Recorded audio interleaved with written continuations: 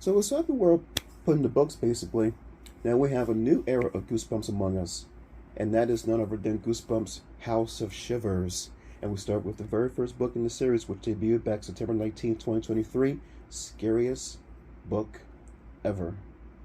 And I gotta say, for the first one in the series, it is a pretty good book, but for me at least, I kind of wanted to know more about the mystery behind this book that everyone was trying to go after, because you have a lot of different people trying to pretend to be this Uncle Wendell of Billy and Betty's actually.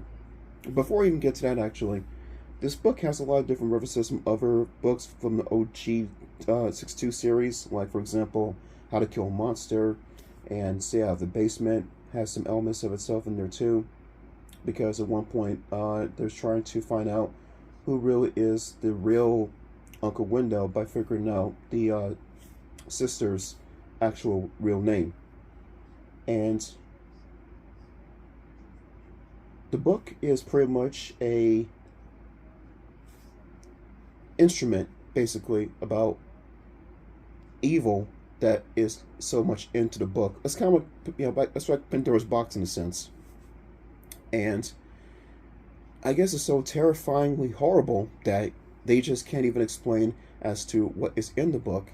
Because at one point, Betty actually asks one of the Uncle Wendells what the book has in it, and he refused to tell her about it. I guess it's just so horrible or whatever. But then we have our villains in the book.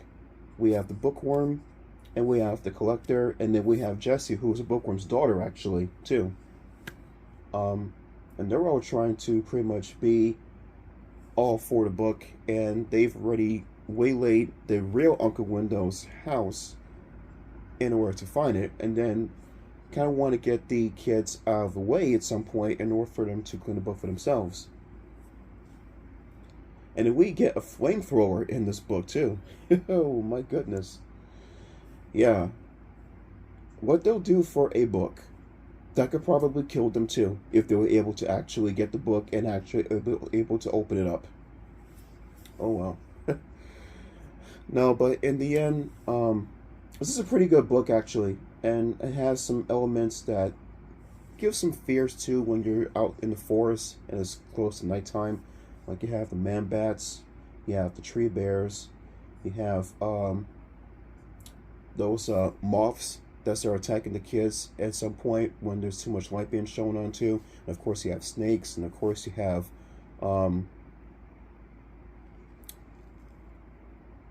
those things that lick you too. I forgot what they're called. Locusts. Locusts, that's what they're called. Locusts in the cave that they went into. If they lick you, it's poison!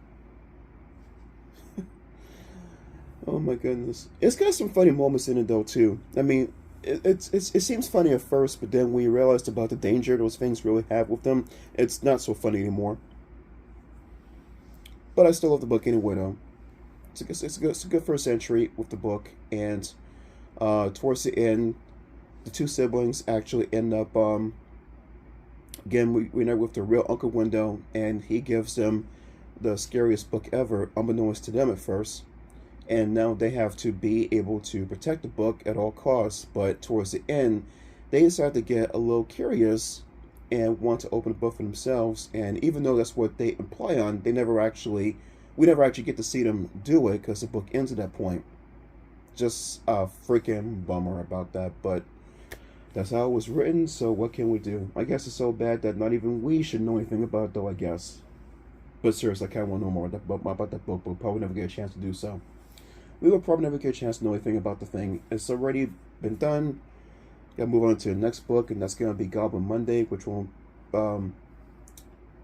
be released until March of 2024. Same time, Princess Peach Showtime comes out as well, too. I'm still looking forward to that game as well, too. But anyway, guys, I had a good time reading this book to you. And if you never read this book as well, on your first time checking it out, you know, you could either do so with the actual book itself, or you can check out my whole book read on YouTube as well, too, if you want to. Either way, it's a pretty enjoyable book, and it's a good entry into the series. It was actually set to be containing a lot of scares and a lot of humor as well too, and it does deliver on that in many ways. So I promise that I do feel like this is going to be a promising series that we're shifting into away from Swept World. Even though Swept World had its moments where it was pretty much, some good, some meh moments with that series. I'm hoping that the next book that we get is going to be just as good as Scariest book ever. Just gotta wait and see, guys. Just gotta wait and see. Anyway, guys, this has been my review for Scariest book ever. If you, um, like the whole book reading stuff, I, appreciate that. And if you want to hear, uh, more books from me too in the future, from Goosebumps or anything else for that matter, let me know about that in the comments down below. Until then, guys, take care, and for more Goosebumps reads, I'll see you all next year. Take care.